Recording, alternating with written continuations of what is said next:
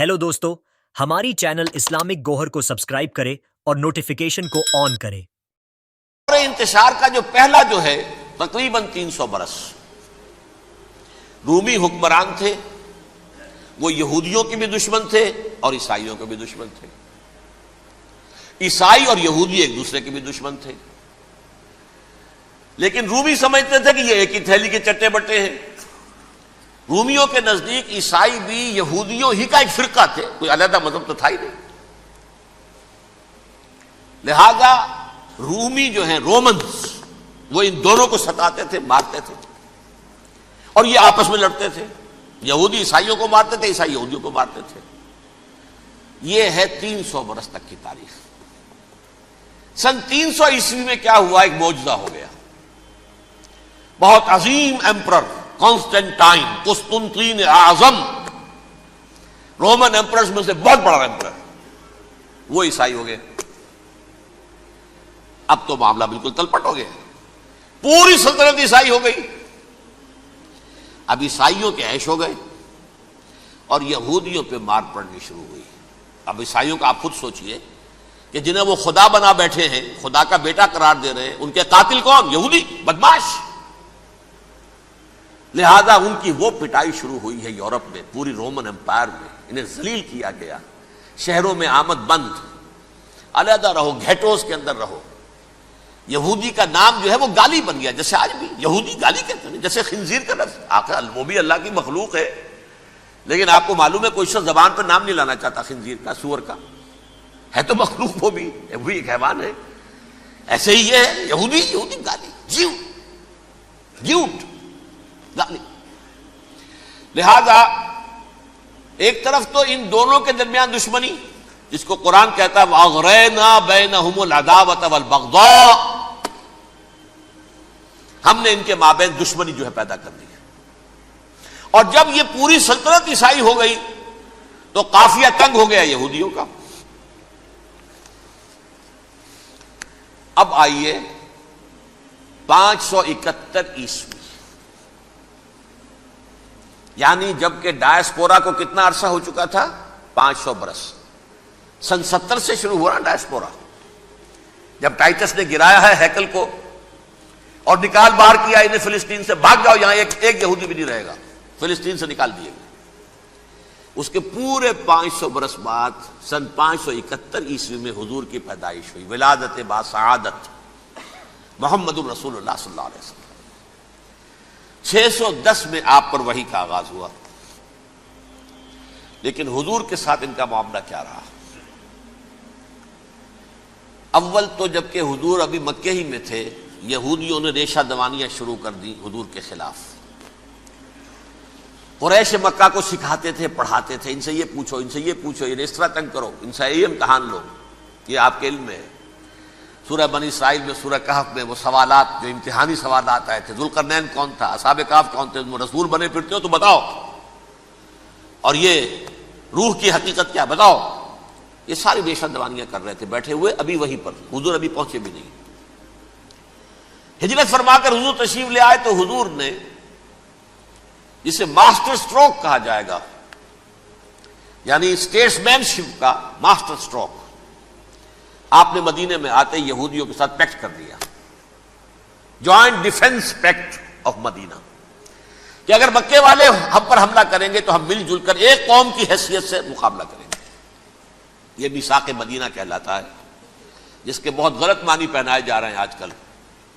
बहरहाल मैं, मौजू मेरा चूंकि ये नहीं, मैं उधर नहीं जाऊंगा। लेकिन हुआ क्या, हर मर्तबा ये खयानत के मुर्तकिब हुए,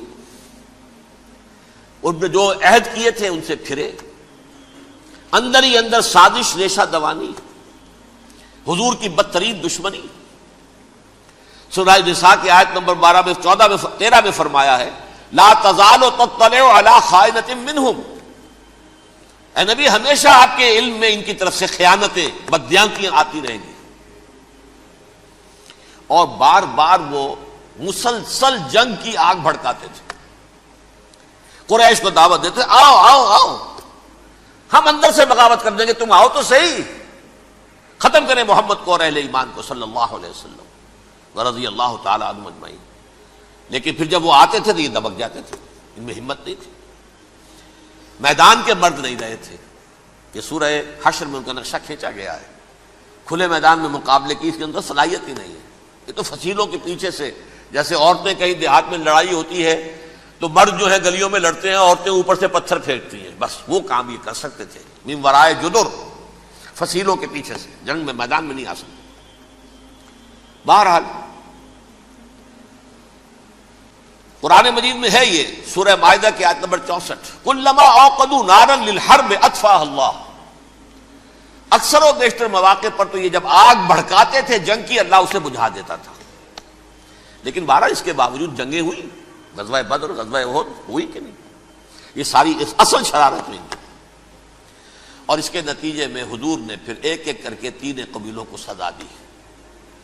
غزوہ بدر کے فوراً بعد بنو قینقاع نکالے گئے مدینے سے، غزوہ احد کے فوراً بعد بنو نذیر نکالے گئے، اور غزوہ احزاب کے بعد بنو قریظہ نکال دیے گئے۔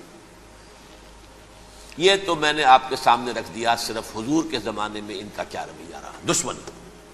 رات بھی ہم نے وہ آیت پڑھی تھی، لَتَجِدَنَّ أَشَدَّ النَّاسِ عَدَاوَةً لِلَّذِينَ آمَنُوا الْيَهُودُ وَالَّذِينَ أَشْرَكُوا۔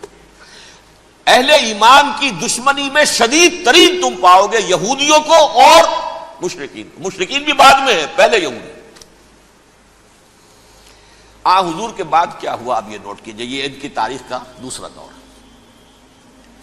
حضرت عمر رضی اللہ تعالیٰ عنہ کا عہد خلافت ہے، بیت المقدس کا محاصرہ کیا گیا، فصیل بڑی اونچی، شہر اندر سے سیلف سفیشینٹ، حملے کا راستہ کوئی نہیں، محاصرہ طول کھینچ رہا ہے، لیکن ان کے پاس رسد بھی موجود ہے، پانی بھی موجود ہے، وہ دروازے بند کر کے بیٹھے ہوئے ہیں۔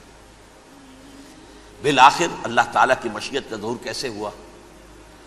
ان کے کچھ علماء آئے فصیل پر، کہا دیکھو مسلمانوں، تم قیامت تک بھی یہاں پڑے رہو گے محاصرہ کر کے، ہمارا یہ شہر فتح نہیں ہوگا۔ ہاں ایک درویش بادشاہ کے ہاتھوں یہ شہر فتح ہونا ہے، لیکن تمہارے اندر ہمیں وہ نظر نہیں آ رہا۔ ابو عبیدہ بن الجراح رضی اللہ تعالی عنہ، امین هذه الامہ، ان کا فوراً ذہن گیا، وہ درویش بادشاہ مدینے میں بیٹھا ہوا ہے، عمر رضی اللہ تعالی۔ اب ایک اور عمر بھی ہے جو قندھار میں بیٹھا ہے، نقشہ وہی ہے، سادگی کی حد تک نقشہ وہی، بالکل وہی، اپنی آنکھوں سے دیکھا ہے، وہی سادگی۔ عمر اول، عمر ثانی تھے عمر بن عبد العزیز۔ اب ایک اللہ کے فضل سے اللہ تعالیٰ ایدہ اللہ بنصرتہ، اللہ تعالیٰ ان کی نصرت فرمائے، دشمنوں کو ان کے مقابلے میں نیست و نابود کرے۔ انہوں نے ریکویسٹ بھیج دی کہ حضور تشریف لائیے، یہ شہر فتح ہو جائے گا۔ وہ ہے سفر تاریخی، اتنا طویل سفر، تقریباً 700 میل، ایک اونٹ، ایک خادم، ایک منزل پہ امیر المومنین اوپر بیٹھے، خادم آگے چل رہا ہے، اگلی منزل پہ خادم اوپر بیٹھا ہے، امیر المومنین آگے جا رہا ہے۔ اور جب پہنچے ہیں تو وہ باری تھی خادم کی، انہوں نے ہاتھ جوڑ دیا، حضور خدا کے لیے تم کیا کہیں گے لوگ، وہ میرا برا حال کر دیں گے، تمہیں شرم نہیں آئی؟ امیر المومنین پیدل آگے چل رہے ہیں نکیل پکڑ کر، اور تم بیٹھے ہو اوپر براجمان ہو۔ حضرت عمر فرمایا الدور دورک، نہیں باری تمہاری ہے، بیٹھ۔ اس حال میں پہنچے ہیں، اور پھر یہ کہ ابو عبیدہ بن الجراح آئے ہیں، استقبال کیا ہے تو دیکھا ہے اس حال میں چلے آ رہے ہیں، عمر نکیل پکڑے ہوئے چلے آ رہے ہیں، اور کہتے ہیں کہ کہیں کیچڑ ویچڑ تھا، جوتے خراب ہو گئے تھے، وہ بھی اتار کے ہاتھ میں پکڑے ہوئے، کپڑے تو تھے ہی پھٹے ہوئے۔ انہوں نے کہا بھی حضرت ابو عبیدہ نے، دیکھیے یہ بڑا متمدن ملک ہے، بڑا مہذب علاقہ ہے یہ، آپ ذرا حلیہ اپنا دوست فرما لیں تب جا کے پیش ہم آپ کو کریں گے۔ آپ نے فرمایا نحن قوم اعزنا اللہ بالاسلام، ہم وہ قوم ہیں جنہیں اللہ نے عزت دی ہے اسلام کے ذریعے سے، کپڑوں کے ذریعے سے نہیں، دولت کے ذریعے سے نہیں۔ اسی حال میں گئے ہیں، اوپر سے انہوں نے کھڑے ہو کر نشانیاں دیکھی ہیں، اپنی کتابیں کھولی، ہاں یہ وہی ہیں، اچھا لو جی سرنڈر، شہر تمہارے ہاتھ میں۔ خون کا ایک قطرہ نہیں بہا اور بیت المقدس فتح ہو گیا۔ لیکن اس وقت حضرت عمر نے ایک نرمی یہ کی کہ یہودیوں کے لیے بھی اسے اوپن سٹی قرار دے دیا،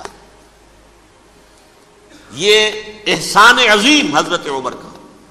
اس سے پہلے یہودی آ ہی نہیں سکتا تھا، داخل ہی نہیں ہو سکتا تھا، وہاں وہ آ کر وزٹ نہیں کر سکتا تھا، زیارت نہیں کر سکتا تھا اپنے مقدس مقامات کی. حضرت عمر نے یوں سمجھیے کہ تقریباً 550 برس کے بعد ان کے لیے راستہ کھولا ہے کہ ہاں تم آ سکتے ہو، زیارت کر سکتے ہو. لیکن یہ عیسائیوں نے لکھوایا معاہدے کے اندر، انہیں یہاں آپ آباد ہونے کی اجازت نہیں دیں گے، لیکن کم وزٹ دی پلیسز، دیکھیں، زیارتیں کریں اور جائیں. یہ معاہدہ حضرت عمر کا ہے رضی اللہ تعالی، جو پھر خلافت راشدہ کے بعد بنو امیہ نے بھی اس کو آرڈر کیا، بنو عباس نے کیا. پھر جو ہمارے یہ ترکوں میں اندر خلافت آئی تو ترک خلفاء نے بھی اس معاہدے کی پوری پابندی کی. فلسطین میں آ سکتے ہیں یہودی صرف زائرین کی حیثیت سے، وہاں آباد نہیں ہو سکتے. اب آئیے اگلا دور آیا حضرت عثمان کا دور خلافت. یہ ہے وہ وقت کہ اب یہود نے امت مسلمہ کی پیٹھ میں چھرا گھونپا. وہ کیسے؟ ایک یہودی عبداللہ ابن سبا اسلام کا لبادہ اوڑھ کر آ گیا، معاشرے کا جائزہ لے لیا. ان میں بنو ہاشم اور بنو امیہ میں جو پرانی کشاکش تھی اس کے کچھ نہ کچھ جراثیم باقی ہیں. اگر ان کو ذرا بھڑکا دے تو مسلمانوں میں انتشار پیدا ہو جائے. کہا یہ عثمان کون ہے؟ یہ تو بنو امیہ میں سے ہے، یہ حق تو بنو ہاشم کا ہے، خلافت ان کے پاس ہونی چاہیے، محمد کے تو رشتہ دار وہ ہے صلی اللہ علیہ وسلم. عوام الناس کے اندر بات پھیلنی شروع ہوئی. پھر ایک بڑی سازش کے انداز میں حضرت عثمان کے خلاف پروپیگنڈا، حضرت عثمان کے جو عاملین تھے، گورنر تھے، ان کے خلاف پروپیگنڈا، اور ایسی ہوشیاری کرتے تھے کہ کوفے میں کوفے کے حاکم کے خلاف کچھ نہیں کہنا. اجی مصر میں یہ ہو رہا ہے، اجی شام میں یہ ہو رہا ہے، اجی یہ جو عثمان ہے وہ یہ کر رہا ہے، یہ ظلم ہو رہا ہے، یہ لوٹ مار ہو رہی ہے، یہ خیانتیں ہو رہی ہیں. اب نہ تو اس زمانے میں مینز آف کمیونیکیشن، کیسے تصدیق کریں؟ افواہیں تو آپ آج کراچی کے اندر شروع ہو جائے تو پتہ نہیں چل سکتا کسی کو کہ کیا اس میں صداقت ہے، کیا جھوٹ ہے. اور بری بات جو ہے فطرت انسانی کی کمزوری ہے، وہ فوراً قبول کرتا ہے. کسی کے بارے میں اچھی بات ماننے کو تیار نہیں ہوتا، لیکن بری بات تو فوراً تیار ہے.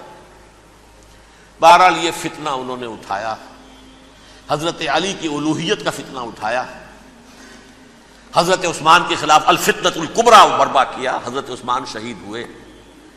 اس کے بعد 5 برس تک مسلمان ایک دوسرے کی گردنیں کاٹتے رہے، باہمی خانہ جنگی ہوئی. امت کو وہ زخم لگایا ہے جو آج تک جس سے خون رس رہا ہے. یہ شیعان عثمان اور شیعان علی تھے جو بعد میں پھر سنی اور شیعہ ہو، اور آج تک ہے. فتنہ کس نے جگایا؟ ایک عبداللہ ابن سبا یہودی اور اس کے کارندے، شیطان کا ایجنٹ، اور انسانوں میں سے بھی اس کے جو بھی حواریین تھے اور شیطانوں کے اندر سے بھی تھے، انہوں نے بھی اس آگ کو بھڑکایا. یہ آپ سوچ لیجئے کہ یہ کس نے وہ زخم لگایا؟ یہودی. اگلا دور آیا، خلافت راشدہ ختم ہوئی، بنو امیہ کا بھی دور کافی گزر گیا. طارق ابن زیاد 712 عیسوی میں حملہ کرتے ہیں اسپین پر. اسپین اس وقت عیسائیت کا بہت بڑا گڑھ، بڑے کٹر ترین عیسائی جو ہے وہ اسپین میں تھے. لہذا یہودیوں کی وہاں بہت پٹائی ہوتی تھی، یہ میں بتا چکا ہوں. دشمنی تھی ان کی تو چلی آ رہی تھی عیسائیوں کے ہاتھوں یہودیوں کی. وہ تو سن 300 عیسوی سے ایمپرر کانسٹنٹائن کے بعد سے شروع ہو گئی تھی. اس حوالے سے یہودیوں نے اس وقت چالاکی یہ برتی، کچھ راستے واسطے بتائے، کچھ مدد کی طارق ابن زیاد کی. طارق ابن زیاد نے انہیں اپنا محسن سمجھا.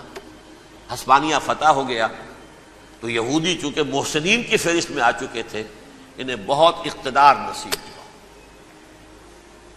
بڑی سپورٹ مسلمانوں نے دی. ان کے بڑے بڑے علماء جو ہیں اسی دور کے اندر پیدا ہوئے، بڑے بڑے تھنکرز ان کے اسی دور میں پیدا ہوئے.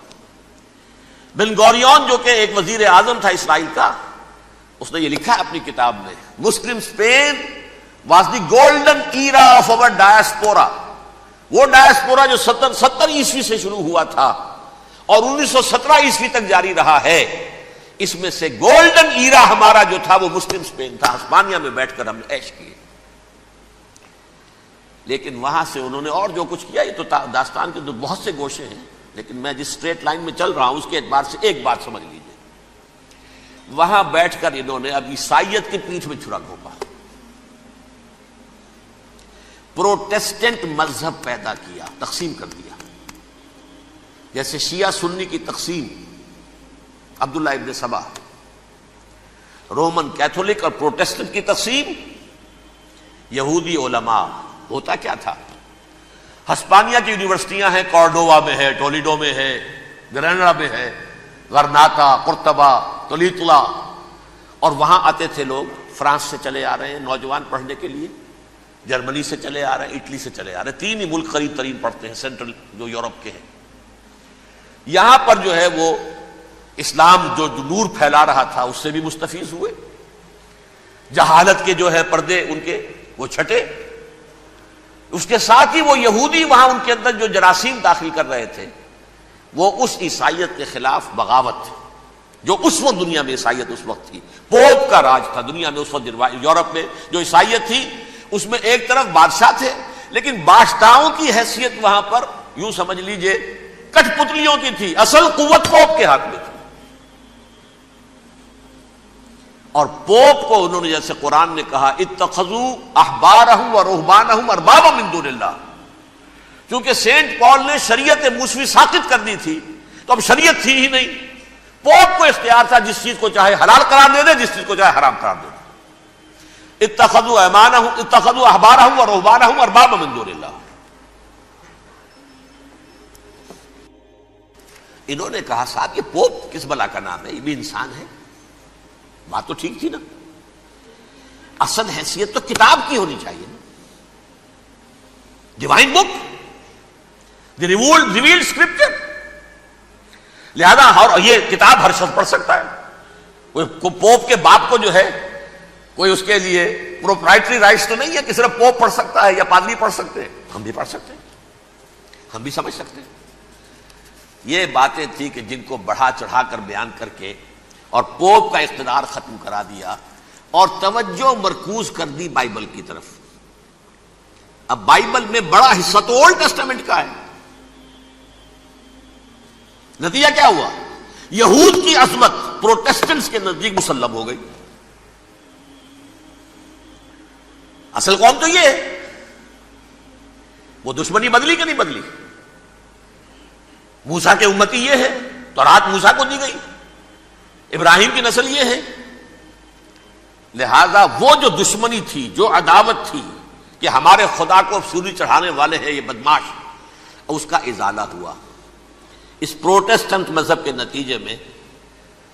یہ میں اب آپ کو بتاتا ہوں کہ ایک نتیجہ وہ نکلا ہے جسے برٹرنڈ رسل نے بیان کیا ہے، اس کی کتاب ہے ان پریز آف آئیڈلنس، صفحہ 108۔ وہ لکھتا ہے the Christians retaining the Judaic belief in special revelation added to it the Roman desire for worldwide domination and the Greek taste for metaphysical subtleties.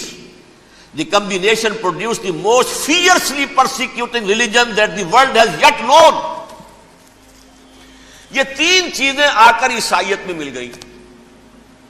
ایک تو جب یہ اولڈ ٹیسٹامنٹ جو ہے وہ ان کے ہاتھ میں آ گئی، اور اس کے میں کچھ آپ کو بتا دیتا ہوں کہ اولڈ ٹیسٹامنٹ کی تعلیمات، کیونکہ یہ اولڈ ٹیسٹامنٹ جو ہے یہ محرف تھی، اصل تورات تو گم ہو گئی تھی 587 قبل مسیح میں، جب پہلی مرتبہ ہیکل جو ہے تباہ ہوا ہے اس وقت ختم ہو گئی تھی۔ اس کے کوئی 150 سال کے بعد انہوں نے یادداشتوں سے مرتب کر کے لکھی ہے، اب اس میں ان کے اپنے خیالات، اپنے امانی، اپنی توجیحات وہ شامل ہو گئی۔ لہذا میں آپ کو حوالے دیتا ہوں، اس کتاب کے اندر مظالم کی جو تعلیم دی گئی ہے، اہل کتاب نے اپنے مظالم قتل عام کے جواز کے لیے تورات میں تبدیلیاں کی اور پیغمبروں پر دہشت ناکی اور بدترین حرام کاری کے الزامات لگائے۔ سنیے، پہلا حوالہ ہے یہ گنتی باب 31 آیات 17-18۔ اس لیے ان بچوں میں جتنے لڑکے ہیں سب کو مار ڈالو، اور جتنی عورتیں مرد کا منہ دیکھ چکی ہیں ان کو بھی قتل کر ڈالو، لیکن ان لڑکیوں کو جو مرد سے واقف نہیں اور اچھوتی ہیں اپنے لیے زندہ رکھو۔ یہ کسی اللہ کی کتاب کا یہ جملہ ہو سکتا ہے؟ کسی ریویل بک کا؟ اور سنیے، یہ ہے استثناء ڈیٹرانومی باب 20 آیت 16 تا 18۔ پر ان قوموں کے شہروں میں جن کو خداوند تیرا خدا میراث کے طور پر تجھ کو دیتا ہے، کسی ذی نفس کو جیتا نہ بچا رکھنا، جیسا خداوند تیرے خدا نے تجھ کو حکم دیا بالکل نیست کر دینا۔ مرد، عورتیں، بچے، بوڑھے سب ختم۔ یہ کتاب مقدس ہے۔ اور سنیے، سیموئیل باب 27 آیت نمبر 9، اور داؤد نے اس سرزمین کو تباہ کر ڈالا اور عورت مرد کسی کو جیتا نہ چھوڑا۔ نمبر 4، ان سب آباد شہروں کو ماں، عورتوں اور بچوں کے بالکل نابود کر ڈالا۔ کتاب استثناء باب 3 آیت 6۔ یہ ہے جو کہہ رہا ہے برٹرنڈ رسل، کرسچینٹی میں آ کر بھی یہ تین چیزیں شامل ہو گئی۔ ایک تو یہ باربیرین، یہ تعلیم جو ہے، اور یہ مذہب کے نام پہ تعلیم، یہ کتاب مقدس کی تعلیم۔ نمبر 2، رومنز کے اندر جو ایک تمنا تھی ورلڈ ڈومینیشن کی، وہ عیسائیت کے اندر آ گئی، اس لیے کہ پوری رومن امپائر جو ہے عیسائی ہو گئی، تو اسے وراثت کے اندر ورلڈ ڈومینیشن کی جو ایک تمنا تھی وہ مل گئی۔ اور پھر یہ کہ انہوں نے جو توہمات تھے یونانیوں کے، ان کو بھی اپنے ہاں مختلف شکلوں کے اندر جمع کر لیا۔ ان تین چیزوں کا the combination produced the most fiercely persecuting religion that the world has yet known. اس کے نتیجے میں دنیا میں تاریخ انسانیت کے اندر جو بدترین خوخار ترین مذہب ہو سکتا ہے، وہ شکل عیسائیت نے اختیار کی۔